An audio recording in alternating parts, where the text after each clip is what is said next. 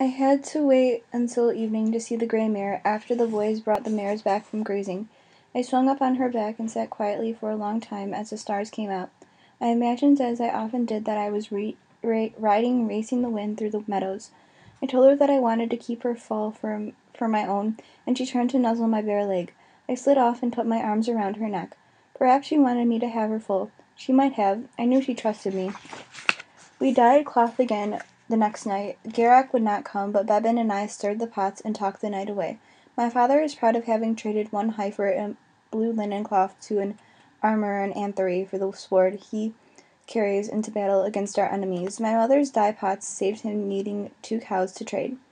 My father says the armor and anthery town is an Irish master crafter, but Anthony's fine stone wall and its tall keep belong to a Norman lord. I have seen it.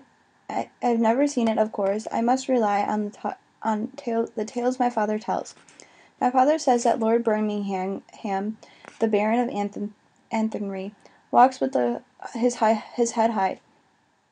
He pretends not to see the beggars when winter is starving them. The people do not love him. My father says, not beggars, nor crafters, nor tooth of farmers, a care or bonheir, free or bonded.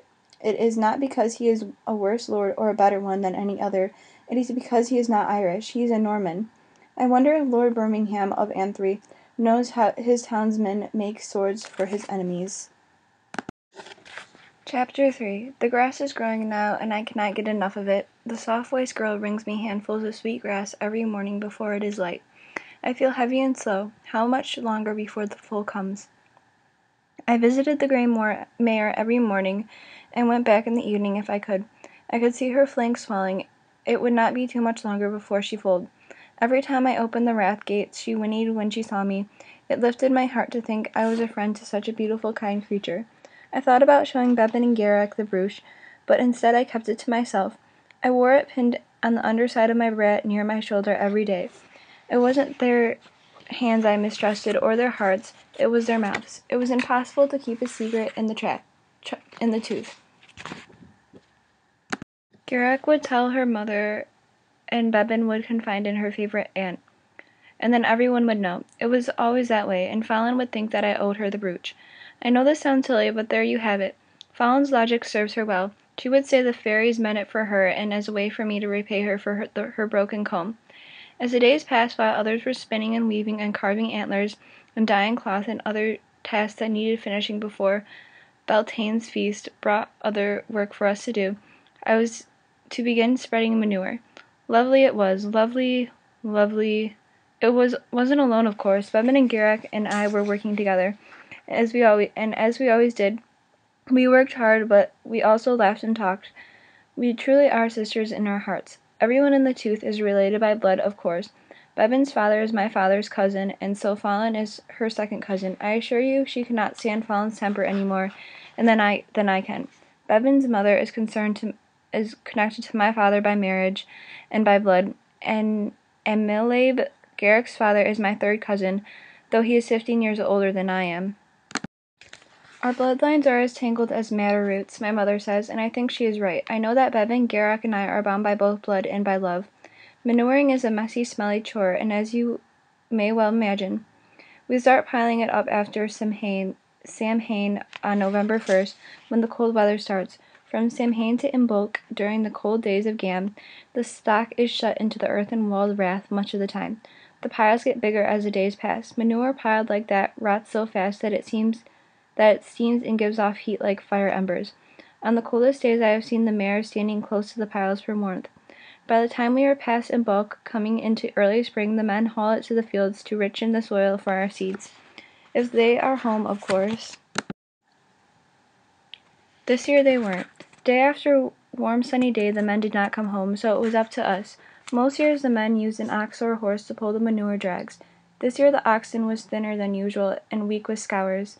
My mother and some of the others had decided to give them botany as a cure, but it wasn't working yet. Because the men were off at war, their horses were all gone as well. We were left with brood mares, and they were all in foal. No one wanted to work a mare hard enough to risk losing her foal. We had little choice, heavy work or no. It had to be done. Who better do it than girls who were not expert at anything else yet. For this chore, along with helping with pig slaughter and anything else that ruined clothes, we always wore our last year's lente. Bebin had shut up like a willow in the rain, and so she was bare halfway to her knees. We used drags made from stiff leather. We tied plaited ropes at the corners of the stiff cowhides, piled as much of the dark, rotted manure on top as we could, and then pulled them along over the grassy ground, all the way down to the barley fields. Manure is outstandingly heavy. We staggered forward against the weight, dragging our bare toes in the soft dirt. It was a good long way, and we had to stop several times to catch our breath. Once there, we lurched forward, stopping every 10 steps, using oaken pitchforks to scatter the manure over the soil until we unloaded it all. Back and forth, the pig herd boys called out, teasing Bebin and her bare legs when they passed us as they drove the sows from one end of our woods to the other. Bebin ignored them all but Tally. At him she made a face. It's no secret they were drawn together. I'm sure they will marry. Garrick and I have no such luck, at least not yet. All the boys look the same to us. The best part about manuring was getting to see the Gray Mare so many times in one day. Every time we came back to load our drag, she whinnied at me, and I took a moment to stand beside her. That horse loves you, Bebin said when we stopped to rest halfway to the fields. I looked at her. I'm going to ask my father for her full. Bebin and Garrick both opened their mouths, then closed them. I knew why. Horses are for men and boys, everyone knows. My father certainly thought so. I had to change his mind. Are you working or talking? Fallon shouted, walking along the path that led to the creek. No one answered her, but we all picked up the drag and began to pull. But the manuring took us a full 10 days, dark to dark. It didn't help that we were hungry. We ate very little at noon and less at evening meal. When we finally finished, we went back to our usual chores, but now we took turns milking.